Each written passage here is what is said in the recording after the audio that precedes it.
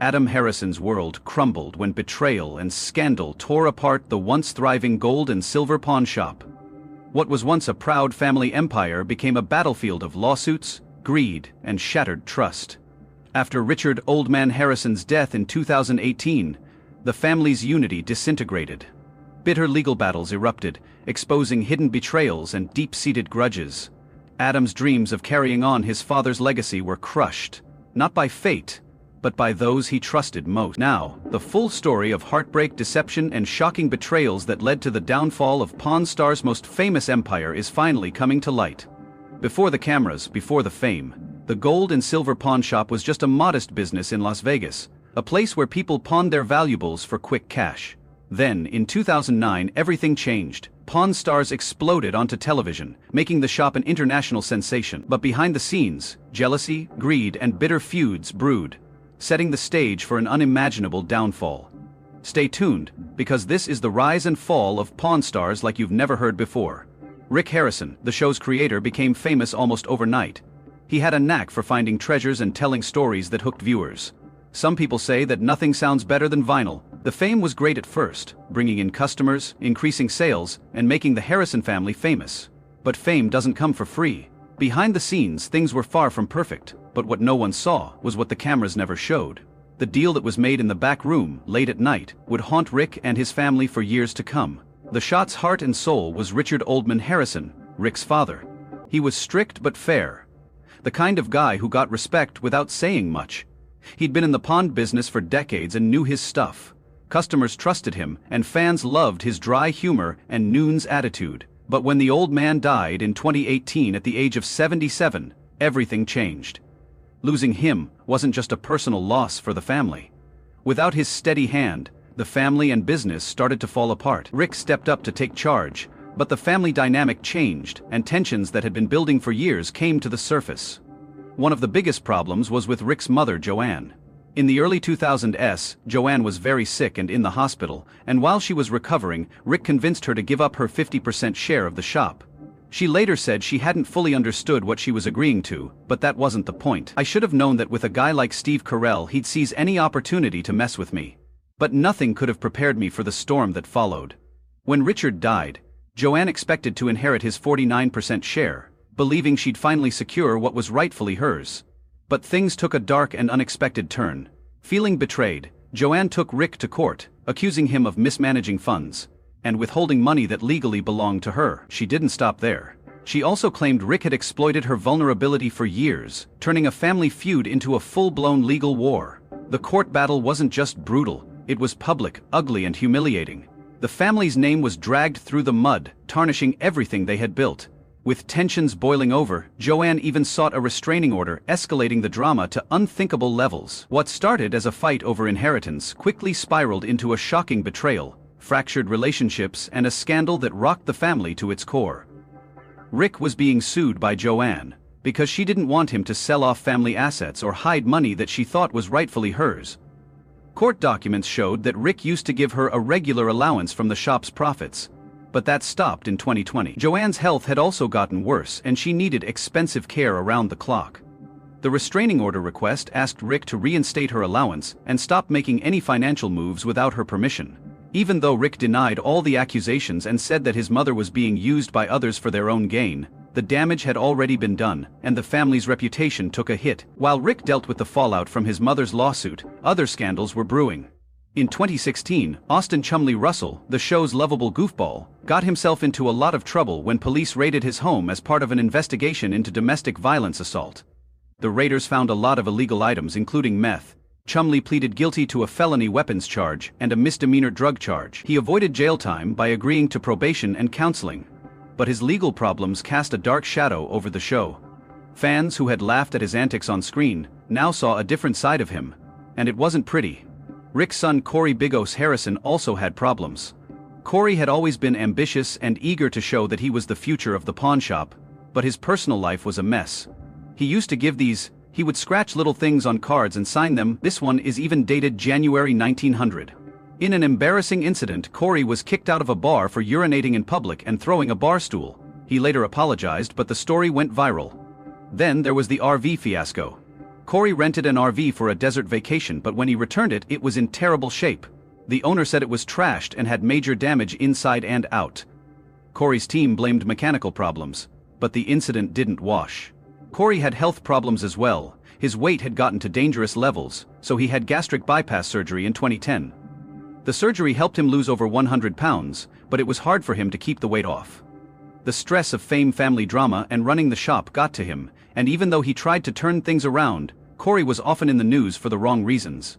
The show itself was not immune to controversy, which fans loved. Some of the experts who came in to value rare and unusual items had their own problems. For example, Johnny Jimenez Jr., an expert on toys, was accused of domestic violence, and Drew Max, an expert on sports memorabilia, was accused of authenticating fake items that were later sold at auction.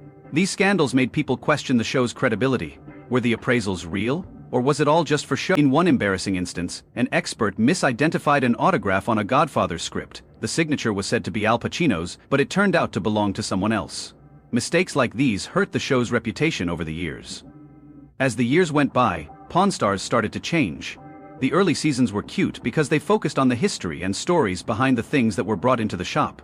But as the show became more popular, it became more about the drama. Reports came out that many of the interactions were staged. What would your wrestling name be? Guo sellers were pre-screened, items were appraised ahead of time, and even the family fights felt scripted. Fans who had watched the show expecting an authentic pawnshop experience started to feel let down. The show was still entertaining, but it had lost the unpredictable element that made it special. In the midst of all this chaos, the cast was hit with a new wave of scandals. Olivia Black, a former shop worker who became famous for her edgy style and lively personality, was fired when nude photos from her past were made public. Olivia was fired, which made fans angry because they thought it was an unfair and violent decision.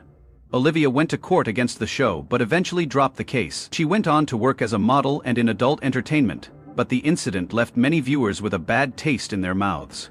The shop itself had legal problems too. In one case, a man accused the gold and silver pawn shop of melting down a stolen coin collection worth tens of thousands of dollars. The shop denied any wrongdoing, saying the coins were lost. The items may have been sold or melted down before the theft was reported, but the incident added to the growing list of problems surrounding the business. It all began in a small shop, long before anyone could have imagined what it would become. Fame, fandom, and high-stakes thefts. The scene in Pawn Stars with Steve Carell starts out pretty normal, but things get weird quickly. In a good way. The shop in Las Vegas has seen a lot of famous people stop by, but when a guy shows up looking a lot like the star of the movie, things take a funny turn at work when someone who looks and acts like Carell says he's not Carell. Rick can't help but ask him about it, and it turns out to be a hilarious misunderstanding. Carell's doppelganger has great comedic timing, which keeps Rick and the team entertained. The real highlight of this visit is when the man who might as well be Carell's twin shows interest in a World War II diver's knife. Rick is quick to present the piece, and right away the guy starts joking about how it can be used as a knife, bottle opener, corkscrew, and billy club all in one. The jokes flow naturally, creating a scene that could have been written for a sitcom. In classic Pawn Star style, a price negotiation follows. Rick suggests that the knife is worth $2,500 and the fake Carell offers a ridiculously high $4,000. Rick plays along and the negotiation turns into more of a comedy routine than a serious transaction. In the end, the knife stays with the guy. Mick Foley, the wrestling legend, walks into the shop with some vintage memorabilia. Rick and Chumlee are thrilled to see these items, especially when they learn that Foley himself has autographed them.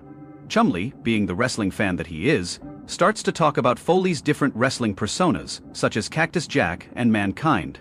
When Rick asks how much they are worth, the seller suggests $500 for both. Rick isn't going to buy the items until he knows for sure that the signatures are real. As usual, Foley is a good sport and waits while Chumlee calls in a friend who knows a lot about wrestling collectibles. To everyone's surprise, Foley agrees to look at the items himself and confirms that the mask and t-shirt are real, adding a bit of background about how limited the Dude Love shirts were because of how expensive they were to make. He tries to close the deal for $200, but the seller decides to keep the items. I'm going to play along.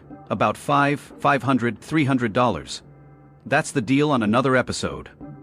Stan Lee, the famous comic book artist, makes a cameo appearance. A customer brings in an original Spider-Man comic strip from the 1970s that was signed by both Stan Lee and artist John Romita. The strip has a scene with Mary Jane and Spider-Man that was a bit racy for the time. Mary Jane is in a bathtub inviting Spidey over. Rick knows this piece is valuable. The seller's price of $10,000 seems high, so Chumlee, wanting to impress Rick, suggests taking the strip to the Marvel Avengers station in Las Vegas to be authenticated. There, Chumlee meets with an expert who confirms that the signatures are real.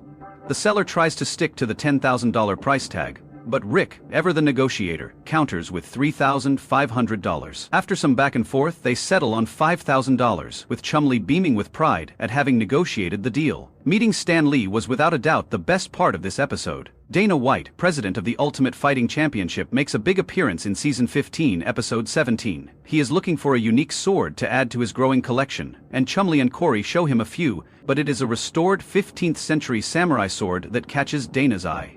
Rick tells him all about the sword's history, including how it was used by a samurai family and how expensively it was fixed up in Japan. The asking price is Dana, always ready for a fight, counters with $28,000, but Rick won't budge. After some tense negotiations, Dana agrees to $35,000. But he's not done yet. Seeing more swords in the shop, Dana offers another $30,000 for the whole lot. Chumlee and Corey are thrilled with the huge sale and start packing up the swords. Rick, on the other hand, is not too happy when he finds out that they sold the samurai sword he told them not to sell. In the end, Dana walks away with $69,000, and he can only shake his head at the unexpected windfall. In one of the earlier seasons, Chumlee meets the famous but reclusive musician Bob Dylan. It all starts when a customer brings in a copy of Dylan's self-portrait album to try to sell it. Rick offers $50, pointing out that the album is in bad shape, but that he thinks it would be worth a lot more if they could get Dylan to sign it. Chumlee is then sent to find Dylan, who is in town for a concert, and against all odds, he finds him and gets Dylan to sign it. He then proudly returns the signed copy to the shop.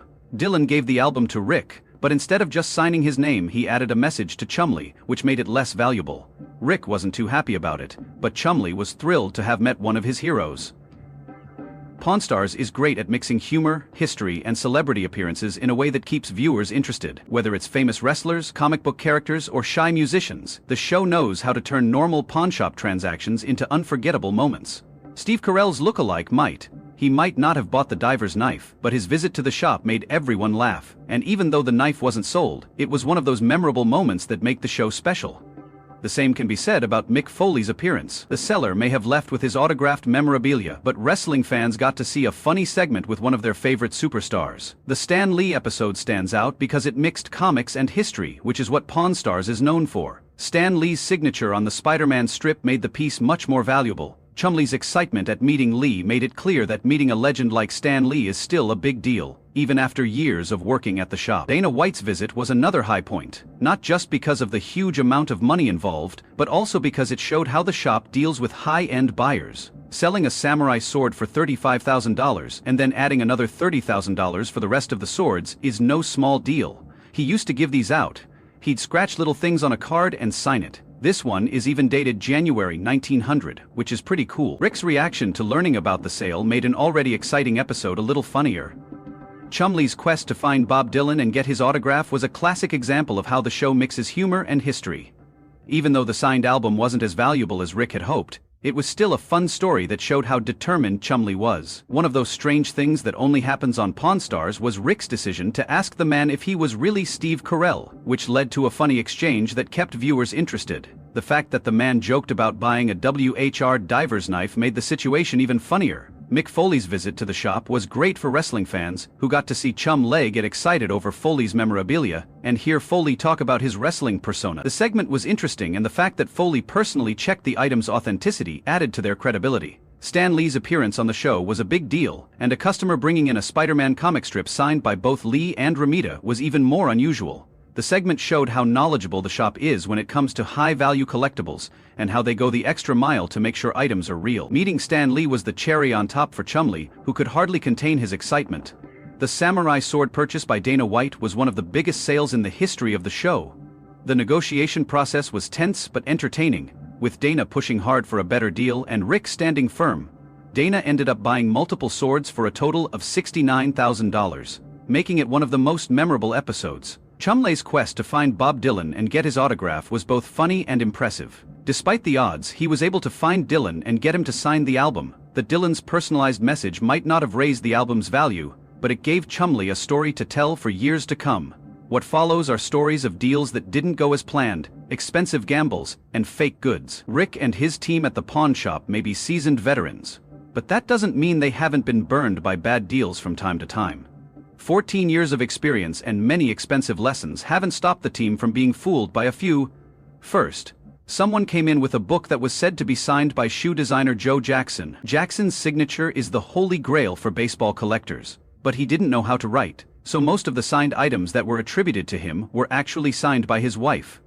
But the experienced pawnbroker thought he saw something rare and decided it was worth a shot, even though it was a gamble. After some back and forth, the shop leader decided to pay over $113,000, yes, 13 grand, for what he thought was a real Shoeless Joe autograph. But when the buyer left with his money, the boss thought it would be best to call in a real expert. Unfortunately, the signature wasn't real, so he had gambled big and lost, not exactly a home run.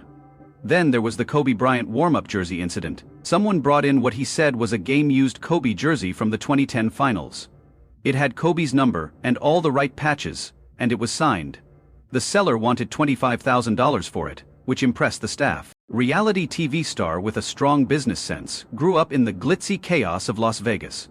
This entertainer probably got his knack for wheeling and dealing just by living in a place where hustlers are normal. His dad was a disc jockey and his mom worked in a casino, two jobs that scream Las Vegas louder than a neon sign.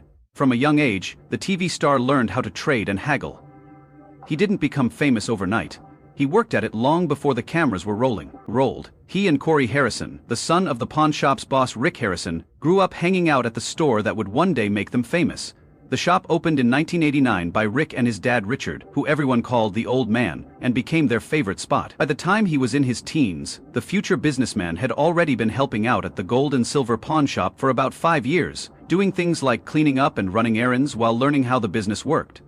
It wasn't a given that the comedic relief would be in the reality show. At least 10 other employees could have done the same, but he had an edge thanks to his close friendship with Corey and the way they naturally got along on camera. The laid-back team member wasn't trying to put on a show. He thought the best way to stand out was to just be himself. His easygoing, goofy vibe caught the attention of the producers, and soon he was a mainstay of the show. When Pawn Stars debuted on the History Channel in 2009, it became a huge hit.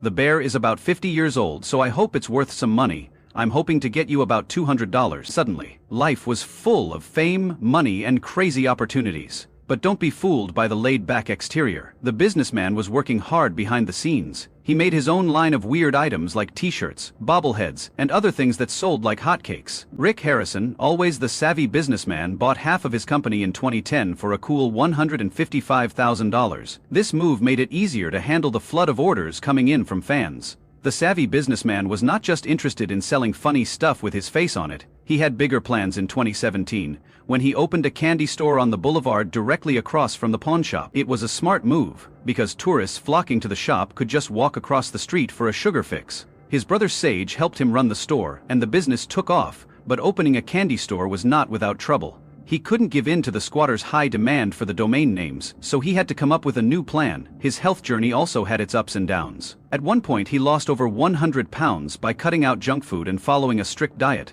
but it wasn't easy to keep the weight off. By 2016, he had gained back about 50 pounds, and his weight continued to bounce around until 2021, when he finally decided to get gastric sleeve surgery. After that, he was able to keep his weight steady at 190. While going through all of the ups and downs in his personal life, the hustler kept himself busy. He became a disc jockey and even went to a real school to learn the ropes. His first gig made headlines because of a writer's request for Girl Scout cookies and some interesting company. He also thought about becoming a talent scout for local musicians in Las Vegas, but things haven't always been so great. In early 2016, police raided his house as part of an investigation during the investigation into the sexual assault claim. A stash of drugs and a whole arsenal of weapons were found. In the story Done Deal, he was hit with 19 drug charges and 1 weapons charge. The scandal did a lot of damage to his reputation, but he was able to get back on track by making a plea deal later that year to admit to a felony weapons charge and agree to 3 years of probation. The other charges were later reduced to misdemeanors. Even though the controversy hurt his reputation, it didn't end his career. The entrepreneur stayed active in business, his candy store did well, and he tried his hand at other ventures. One of his more unusual projects was making a video game in the style of Chum's Adventure: The Quest for Pinky, which was meant to be played on old Nintendo consoles. He also has a thing for cars, and over the years he has built up an impressive collection that includes a Maserati and a Rolls-Royce Phantom. Are not just toys, they're signs of how far he has come since working in a pawnshop. On top of everything else, the entertainer has a soft spot for charity. In 2014 he helped raise money for autism research through an event called Ante-Up for Autism.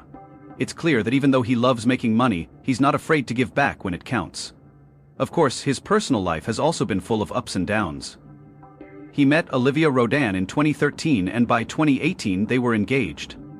Cast members got to meet their fans, but fame also came with problems. Over the years, there were a few controversies and personal struggles that made the news. Chumlee, in particular, had some legal problems that brought unwanted attention to the show, but he was able to move on, and the show kept going without a hitch.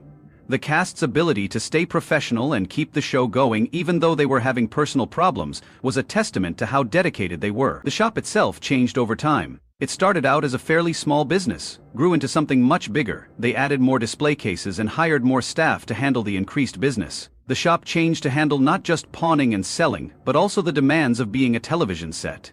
Over the years, Pawn Stars inspired several spin-offs. Shows like American Restoration and Counting Cars featured some of the experts who had appeared on Pawn Stars, captured the magic of the original Pawn Stars, and became the most popular reality show.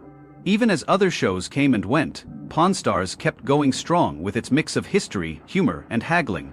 The show stayed fresh by always adding new items and keeping the focus on the characters that fans had grown to love. As the show's later seasons went on, it started to accept its status as a cultural phenomenon, and its cast members became celebrities in their own right. Even though they were famous, they stayed grounded and kept running the shop and filming new episodes. What made Pawn Stars work was how real it felt. Even though it was a reality show, it never felt overly scripted or fake. The cast members' interactions felt real, and the items that came into the shop were real pieces of history. This realness struck a chord with viewers, making Pawn Stars stand out in a crowded field of reality TV for years. But one question still stands: was it the realness or the skillful editing that kept people watching?